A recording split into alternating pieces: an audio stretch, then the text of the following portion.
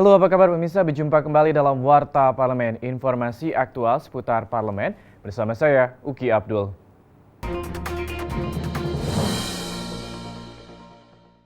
Warta Parlemen kita awali dengan informasi dari Badan Legislasi DPR RI yang menilai sosialisasi dan pelaksanaan Undang-Undang Nomor 13 Tahun 2003 tentang Ketenagakerjaan dan Undang-Undang Nomor 6 Tahun 2014 tentang Desa masih belum maksimal. Kita saksikan informasi selengkapnya.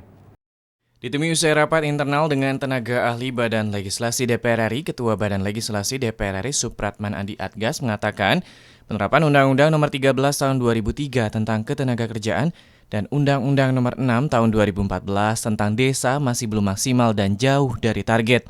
Hal ini dikarenakan maraknya serbuan tenaga kerja asing ilegal dengan menyalahgunakan izin visa masuk ke Indonesia untuk bekerja, baik di bidang formal maupun informal.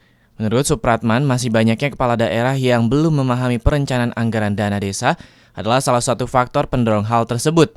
Untuk itu, Badan Legislasi DPR RI berencana akan melakukan sosialisasi terhadap kedua peraturan perundang-undangan tersebut agar dapat memberikan dampak positif baik kepada stakeholder dan pemangku jabatan daerah setempat. Berdasarkan informasi yang kami dapatkan tadi, kita bisa tahu bahwa ternyata ada dari undang-undang ini ada 10 putusan Mahkamah Konstitusi yang menganulir berbagai macam norma yang ada di dalamnya. Dan oleh karena itu, terutama yang berkaitan dengan tenaga kerja asing ini kita harus bedakan antara tenaga kerja asing yang betul-betul secara formal itu mereka memenuhi syarat sebagaimana yang disyaratkan dalam undang-undang dan termasuk undang-undang warga negara asing yang kebetulan menggunakan visa turis, kemudian itu bekerja di sektor informal ya, dan begitu juga di sektor formal mungkin itu kebanyakan. Sementara itu, anggota Badan Legislasi DPR RI Taufik menilai bahwa Undang-Undang tentang Ketenagakerjaan sudah berjalan secara baik dan cukup komprehensif. Namun permasalahan penegakan aturan yang masih belum berjalan maksimal. Ini yang oleh Balik ingin ditinjau pelaksanaannya. Belum sampai pada tahapan atau paling tidak belum bisa menyimpulkan untuk melakukan revisi. Karena kita peninjauan ini adalah pelaksanaan undang-undangnya, bukan undang-undangnya itu sendiri. Rohim Nugraha, TVR Parlemen, melaporkan.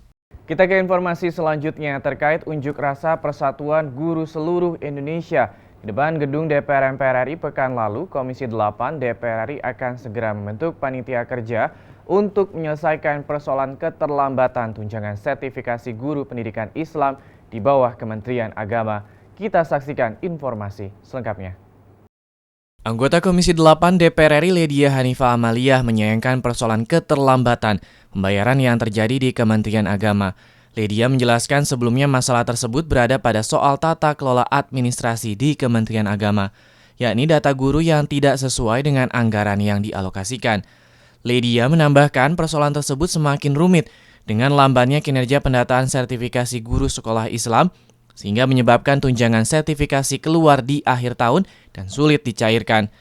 Hal ini dikhawatirkan dapat mempengaruhi kinerja guru dalam kegiatan belajar mengajar.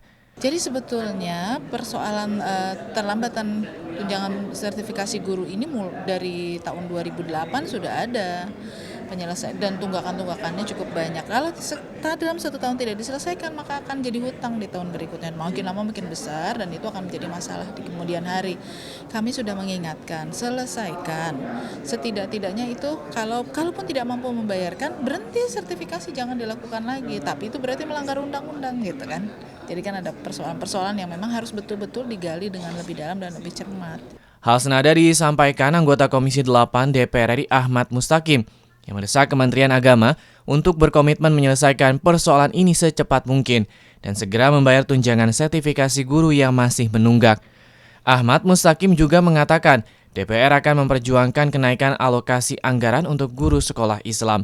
Jadi kalau toh dibentuk panja, maka target utama ini adalah bagaimana Kementerian Agama itu mengalokasikan anggarannya itu diperbesar untuk proses pelunasan ini.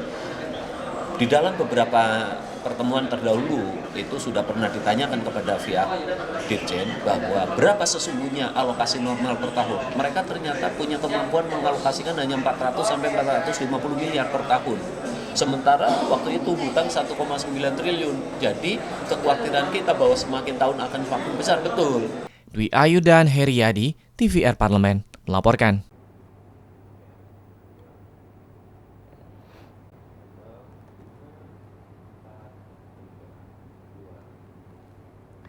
Warta Parlemen kita akhiri dengan informasi dari Persaudaraan Istri Anggota atau PIA.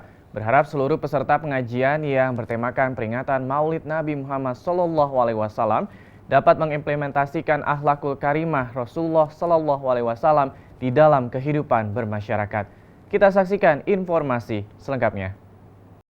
Dalam pengajian peringatan Maulid Nabi Muhammad SAW, hadir Ustazah Hajah Dede Rosidah atau biasa disebut dengan Mamah Dede selaku penceramah. Melihat antusias para peserta pengajian yang datang ke Masjid Baitur Rahman Kompleks Parlemen DPR MPR RI, Ketua PIA Desti Novanto mengapresiasi kehadiran jumlah jamaah yang datang dalam pengajian perdana yang diselenggarakan oleh PIA. Melalui pengajian rutin yang akan diadakan setiap bulan ini, Desti berharap dapat menambah ilmu agama serta wawasan yang luas kepada seluruh anggota PIA dan jamaah.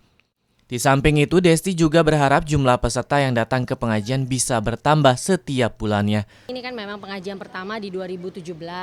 Saya sangat senang dan bangga karena yang hadir cukup banyak, animonya cukup banyak. Semoga ini merupakan awal tahun dan kegiatan-kegiatan pengajian berikutnya juga dihadiri dengan peserta yang sebanyak ini juga gitu. Dan dengan adanya Mama Dede mungkin ini membawa suasana yang berbeda. Kita juga mendapatkan ilmu yang benar-benar bisa kita cerna dengan akal kita sendiri dengan cara yang mudah sehingga kita pulang benar-benar membawa ilmunya dan pengetahuannya bertambah. Jadi kami dari PIA, khususnya saya. Ditemui usai menjadi penceramah, Dede Rosidah mengusulkan kepada seluruh anggota PIA untuk lebih sering mengadakan pengajian seperti ini. Dan menurut Dede Rosidah, hal ini bisa menambah ilmu agama serta dapat meningkatkan silaturahmi antar sesama. Di tempat lain kemarin di Medan 70.000, di Lampung bisa 50.000. Ini jamaah terlalu sangat sedikit. Ya. Untuk komunikasinya gimana? Biasa saja, ya. Karena saya ceramah dimanapun, saya ceramah 1 jam, tanya jawab 1 jam. Jadi responnya bagus. Nah, imbauannya gimana, Mak? Saya mengajak kepada orang-orang PIA, tolonglah kita sebagai seorang muslim ngaji. Karena nambah ilmu agama itu kewajiban kita. Andri, TVR Parlemen, melaporkan. Demikianlah Warta Parlemen edisi kali ini. Sampai jumpa pada Warta Parlemen berikutnya. Terima kasih atas perhatian Anda. Wassalam.